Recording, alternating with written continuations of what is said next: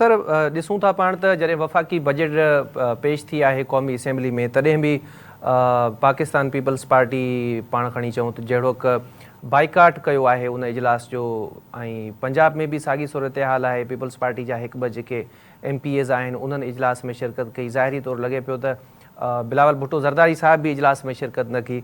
ज़ाहिरी तौरु लॻे पियो त पाकिस्तान पीपल्स पार्टी तव्हांजी बजट मां ख़ुशि न आहे। ऐं हुननि मुख़्तलिफ़ वक़्तनि ते हाणे रिसेंटली शाज़िया अतामरी साहिबा, ख़ुर्शीद शाह साहब उन्हनि बि चयो आहे त जेका वफ़ाक़ी बजट आहे ख़दशा आहिनि उन्हनि ते, ऐं तजवीज़ूं जेके आहिनि पीपल्स पार्टी जूं उहे बि शामिलु न कयूं आहिनि। त पोइ नून लीग जी हुकूमत पीपल्स पार्टी जे सहारे बीठल आहे या पाण खणी चऊं त आसिरे बीठल आहे। नून लीग ईअं छो पई करे, पाकिस्तान पीपल्स पार्टी खे ऑन बोर्ड छो न पई वठे? जी वॾी महिरबानी इरफान साहब।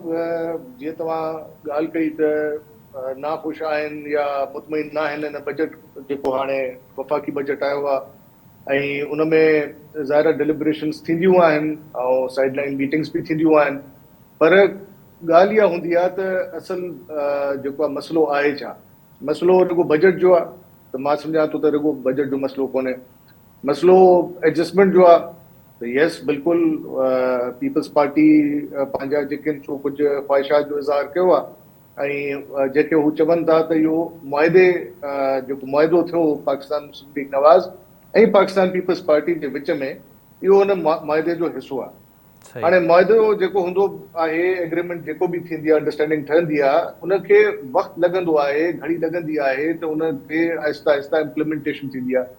ओवरनाइट या रातो राति का बि शइ न थींदी आहे। बजट अगरि उन्हनि खे एतिरो घणो एतिराज़ आहे त बजट में असां मुशावरत न थी या असांजी इनपुट न वरिती वई, त उनजो इहो आहे त तव्हां कमिटीज़ ठहियल आहिनि। पार्लियामेंट जो इजलास हाणे तक़रीबन 10-15 ॾींहं पहिरियों ते हलंदड़ हुयो, ऐं उन में ॻाल्हि ॿोल थी त उन में अगरि तव्हांखे हुया के ख़दशात या जे तव्हां चाहियो पिया त के असांजूं सजेशन्स रिकमेंडेशन्स जेके आहिनि इनकॉर्पोरेट करे ऐं उहो बजट जो हिसो बणिजी वञनि त उहो पीपल्स पार्टी करे आहे।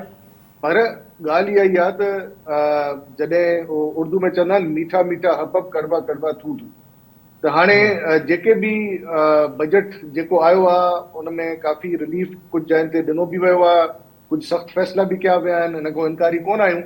ऐं अॼु जेको प्राइम मिनिस्टर साहिबु जेको एतमाद में वठंदा ॿुधाईंदा त IMF जूं जेका तलवार जेका लटकियल हुई ऐं उन जूं जेके सख़्तु जेके हुयूं त तव्हां हिननि खे इन्फोर्स कयो, इन्हनि पॉलिसीज़ खे जेको आहे सो नाफ़िज़ुल अमल में आणियो त तव्हां इहो करे ॾेखारियो त पोइ असां तव्हांखे पैसा ॾियूं। हाणे कोई बि शौक़ सां जेको IMF में वञणु न चाहींदो आहे, कोशिशि इहा ई हूंदी आहे कंहिंजी त जेतिरो हुन खां बची सघिजे। जीअं मियां साहब जी जेका पोइ गवर्नमेंट PMLN जी हुई, हुन में हथल इम्कान कोशिशि कई वई जॾहिं असांजी इकोनॉमिक ग्रोथ बि सुठी हुई, पॉज़िटिव इंडिकेटर्स हुया, असांजी लोड शेडिंग घटि थी, असांखे जेको आहे सो डेट सर्विसिंग असांजी सुठी थी वई, CPEC आयो। त उन दौर में तव्हां ॾिठो हुयो त इहो जेके मुखालिफ़ हुया उन टाइम जा जेके PTI वारा, उहे चवंदा त हे हाणे हलिया वेंदा, पर इलाही हथल इम्कान कोशिशि करे उनखां बचायो वञण खां। ऐं ॿिए हथ ते तव्हां ॾिठो त जेको कैदी नंबर 804 आहे अडियाला वारो, उहो चवंदो हो त मां ख़ुदकुशी फाई ॾेई छॾींदुमि ऐं मां IMF ते न वेंदुमि, पर उहो वियो ऐं जेको पैकेज हो वठी आयो ऐं जेके टर्म्स एंड कंडीशन्स हुयूं असां जेको आहे अञा ताईं उनखे भोॻियूं पिया। ऐं ॿी ॻाल्हि इहा त पीपल्स पार्टी अगरि मिसाल तौरु अगरि उहो वक़्तु जो तयन करे हर शइ जी हिकिड़ी टाइमिंग थिए थी। अच्छा, हिकिड़ी हूंदी आहे त असांखे छा थो सूट करे, या मूंखे मुंहिंजी ज़ात खे छा थो सूट करे। हिकिड़ो हूंदो आहे त ओवरऑल एटमॉस्फेयर छा आहे, माहौल फिज़ा कहिड़ी आहे, त उन में ॾिसणो पवंदो आहे, उनखे ॾाढो बारीकी सां ॾिसणो पवंदो आहे। उन में पंहिंजे सेल्फ इंट्रस्ट खां ॿाहिरि अची करे वॾे लार्जर इंट्रस्ट में फ़ैसिला जेके वरिता था वञनि उन जो साथ ॾियणो पवंदो आहे। उनजो मिसाल मां तव्हांखे ॾींदुमि त जेको बि हे 2 ॾींहंनि खां वठी मीडिया ते हलियो पिए ऐं बयानबाज़ियूं पिए हलियूं, त तव्हां इहो ॾिठो हूंदो त 2 राउंड ऑफ टॉक्स थिया आहिनि। ऐं जेको आख़िरी जेका निशिस्त थी आहे, to the best of my knowledge मां शेयर करे सघां थो रिस्पॉन्सिबिलिटी तव्हां सां, त उन में काफ़ी मामलनि ते जेको आहे सो इतफ़ाक़ थी वियो आहे। ऐं जेके बि 1-2-3 जेके उन्हनि जा पॉइंट्स हुया, त उन में सिर्फ़ु बजट जो मसइलो न हुयो, उन में एडमिनिस्ट्रेटिव साइड जो बि हुयो, सिविल साइड जो बि हुयो। सिविल एडमिनिस्ट्रेशन जा हू कुझु अपॉइंटमेंट्स चाहिनि पिया त उन्हनि जी मर्ज़ी सां थियनि, उन्हनि जे हल्कनि में या उन्हनि जो जेको कॉन्स्टिट्यूंसीज़ आहिनि डिविजन्स आहिनि या डिस्ट्रिक्ट्स आहिनि उन में उन्हनि जी मर्ज़ी सां थिए। तव्हां ॾिसो त पॉलिसी हिकिड़ी जेका यूनिफाइड पॉलिसी हूंदी आहे, यूनिफॉर्म पॉलिसी हूंदी आहे न, उनखे डिस्टर्ब इरफान साहब नथो करे सघे। मिसाल सही। तौरु हिन महिल हिकिड़ी पॉलिसी अगरि इन प्लेस आहे ऐं ॾाढी स्ट्रिक्ट ऐं ॾाढी ज़बरदस्त आहे वे फॉर इट, मतिलबु त चवंदा आहिनि न त सियासतदान जेके ईंदा आहिनि उहे पंहिंजी ईंदा आहिनि अकरबा परवरी कंदा आहिनि ऐं मेरिट न हूंदो आहे ऐं हिक ॿिए जे मतिलबु सहूलियत ॾियण जे लाइ जेको आहे सो अहिड़ा फ़ैसिला कंदा आहिनि जंहिंसां नेगेटिव इम्पैक्ट ईंदो आहे असांजी सोसाइटी ते।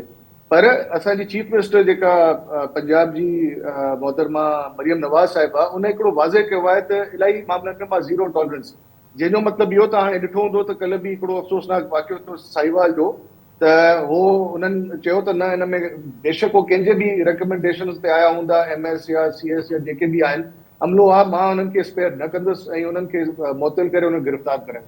इन खां पहिरियों बि तव्हां एडमिनिस्ट्रेटिवली पुलिस जा काफ़ी मैटर्स थिया त उन्हनि में उन्हनि सख़्ती बरती ऐं पंहिंजे MPA ऐं पंहिंजे MNAs खे उन्हनि घुराए करे चयो त तव्हांखे नथो जुगाए त पर तव्हां साईं जेको आहे इंटरफेयर कयो, इन्फ्लुएंस कयो। त जी हाणे ज़ाहिर आहे हिकिड़ी पॉलिसी अगरि इन प्लेस आहे ऐं 3-4 महीना हुकूमत खे अञा आहे थिया आहिनि, पहिरियों बजट अञा हाणे वञी बस करे कयो आहे, त हे जॾहिं मसइला जेके माशी चैलेंजिस जेके प्रायोरिटीज़ आहिनि त प्रायोरिटीज़ खे प्रायोरिटीज़ तौरु एड्रेस कबो न।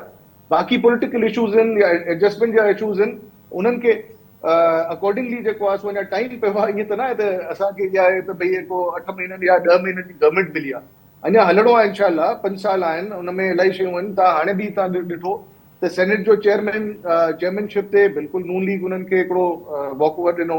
उन खां पोइ deputy speaker of national assembly बि उन्हनि जा KP में हालांकि हुननि जो को मैंडेट कोन्हे, उते गवर्नर उन लॻायो। उन खां पोइ पंजाब जेको आहे सो एॾो वॾो जेको सूबो आहे जंहिंमें मुस्लिम लीग नवाज़ जी अक्सरियत आहे, हुन में बि उन्हनि जो जेको गवर्नर हुयो उन में असां को रंड कया रुकावट कोन विधी, असां एक्सेप्ट कयोसीं। त लाइक वाइज़ जॾहिं तव्हां एॾा वॾा शेयर्स वठो था, प्रेसिडेंसी आहे, आसिफ साहब जन वेठा आहिनि ऐं ॿिया इलाही सारा जेके मामला आहिनि उहे बि हलनि था पिया। ईअं न आहे त सफ़ा डेडलॉक आहे त को कम ई नथो थिए। अगरि ईअं हुजे हा त शायदि पीपल्स पार्टी पोइ पहिरें ॾींहं खां वठी जेको आहे पोइ सो हिन ट्रेजरी बेंचिस सां गॾु करे वेहे न।